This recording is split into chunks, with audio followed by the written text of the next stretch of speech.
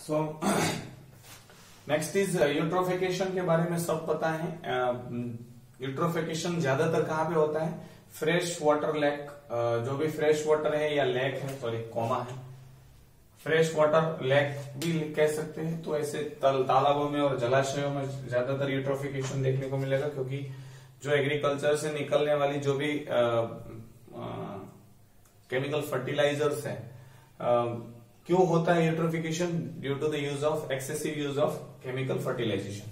पानी की बारिश की वजह से वो केमिकल फर्टिलाइजर सारे मिक्स होके पानी में कहीं पे जलाशय में इकट्ठे होते हैं, वहां पे अल्गल ब्लूम होता है, दैट इज यूट्रोफिकेशन। उसके बाद ग्रीन हाउस गैसेस के बहुत बार देख लिया हम लोगों ने। 4 गैसेस है, CO2, CH4 methane, CFC chlorofluorocarbon and N2O nitrous oxide.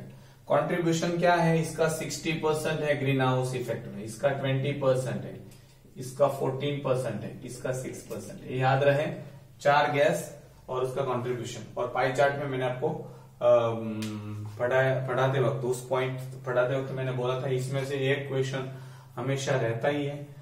Bhopal gas tragedy के बारे में शायद आपको नहीं पता है। मध्य प्रदेश भोपाल, वहां पे केमिकल फैक्ट्री है, केमिकल कुछ फैक्ट्री थी, तो वहां पे एक हादसा हुआ था 2 और 3 दिसंबर, मतलब 2 की रात को, तो अर्ली मॉर्निंग ऑफ 3 दिसंबर 1984 में मिथाइल आइसोसाइनाइड जो गैस है वो उसका लीकेज हो गया था।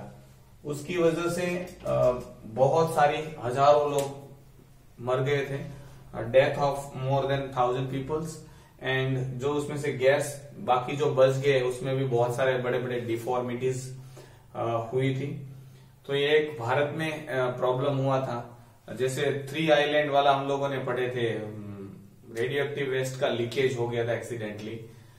उसके बाद यूएस में भी हम लोगों ने एक सिटी का कुछ नाम था वो पढ़ा था। तो 3-4 वो जो चीज है वो भी याद रखे आप।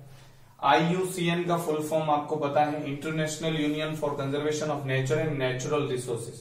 तो नेचर और नेचुरल रिसोर्सेज को बचाने के लिए पूरा यूनियन है इंटरनेशनल, तो उसको हम लोग IUCN बोलते हैं। बहुत सारे फॉर्मूलाज मैंने आपको बताए हैं, FOAM फॉर्म, फ्रेंड्स ऑफ एर्केटा, मार्शिस, ऐसा कुछ था। बहुत सारे फुल फॉर्म भी मैंने 3-4 आपको बताए हैं, वो भी याद रखना। Which of the following is renewable exhaustible resources? जो रिन्यू हो सकता है लेकिन एग्जॉस्ट भी हो सकता है, वो है forest.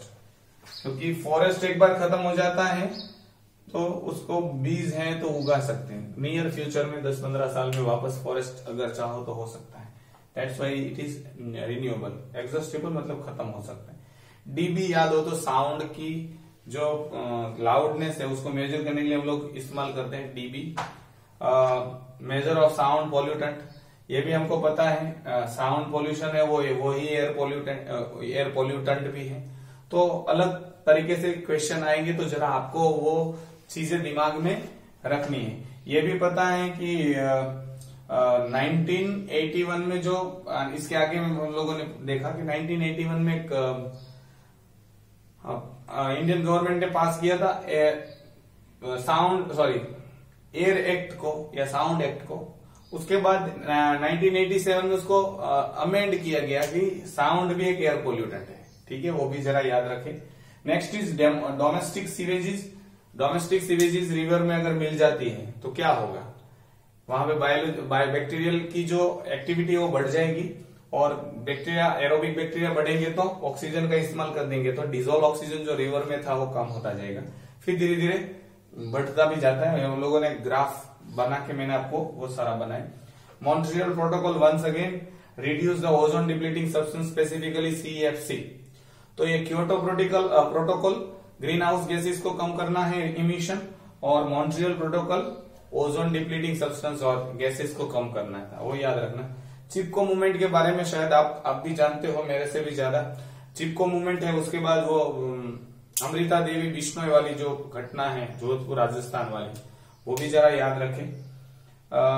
Next is CPCB, central pollution control board ने एक बात बोला है कि 2.5 माइक्रोमीटर से डायमीटर में कम अगर कोई पार्टिकल मैटर है तो it can cause a dangerous disorder of lungs as well as circulatory system में भी एंटर हो सकता है।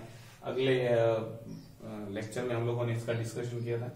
नेक्स्ट इज इलेक्ट्रोस्टैटिक प्रेसिपिटेटर हम लोग पढ़े to remove the 99% of the जो पार्टिकुलेट मैटर है उसको वो हटा देता है। तो पार्टिकुलेट मैटर बहुत हमारे लिए नुकसानदेह है क्योंकि प्रॉब्लम्स करेगा रेस्पिरेटरी के सारे जो अस्थमा है, एलर्जी है, बहुत सारे इवन लंग्स कभी कभार चॉकअप भी हो जाते हैं। It can leads to death as well. तो क्या क्या क्लीन कर सकता है एरोसॉल, मतलब जो पार्टिकल सस्पेंडेड है हवा में है वो, डस्ट पार्टिकल आप सबको पता है। एसपीएम भी सस्पेंडेड पार्टिकुलेट मैटर, इसका फुल फॉर्म है सस्पेंडेड पार्टिकुलेट मैटर, जो हवा में दूसरे कोई पार्टिकल जो सस्पेंड होते हैं, पोलन ग्रेन भी है सस्पेंड रहते हैं, मतलब तैरते रहते हैं। इवन फंगस के कुछ स्पोर्स हैं, ये सब आप पढ़े हैं। नेक्स्ट इज मिस्ट, ये भी आपको सब पता है कि थोड़ा कम जो फॉग है उसको मिस्ट मतलब झाकड़ भी बोलते हैं हम लोग उसको, उसके जैसा ही होता है, सुबह सुबह में ज्यादातर होता है। फॉग, मिस्ट वो सब एक दूसरे के पर्यायी हैं। स्मोक धुआं है। सूट मतलब जो अनबर्न्ड कार्बन डाइऑक्साइड उड़ता है।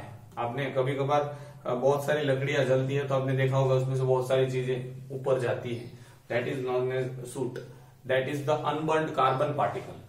तो इस तरह से हम लोग बहुत सारे वही के वही पॉइंट रिपीट हो रहे हैं। Next time I will try कि जो कॉमन पॉइंट है वो नहीं लूंगा, नेक्स्ट जो नए नए जो पॉइंट है वही हम लोग रिवीजन में लेंगे।